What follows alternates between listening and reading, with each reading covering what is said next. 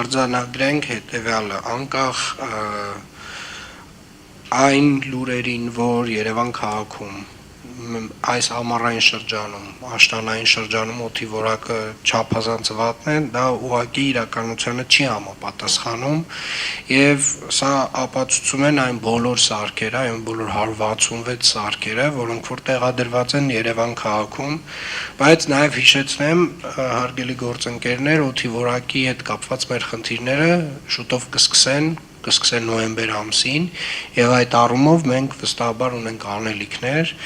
եւ քառամյա մեր ծրագրի տարբեր հատվածներ պարբերաբար Տիկին Հայկազյան դուք հնչեցնում ենք այստեղ եւ պետք է խնդրեմ մի փոքր մեր կենտրոնացումը ֆիքսենք ձմեռվա ամիսներին օդի որակի վրա եւ այդ ուղղությամբ արվող աշխատանքների ինչի եմ հատուկ շեշտում տեսեք Տիկին Հայկազյանը նշում է որ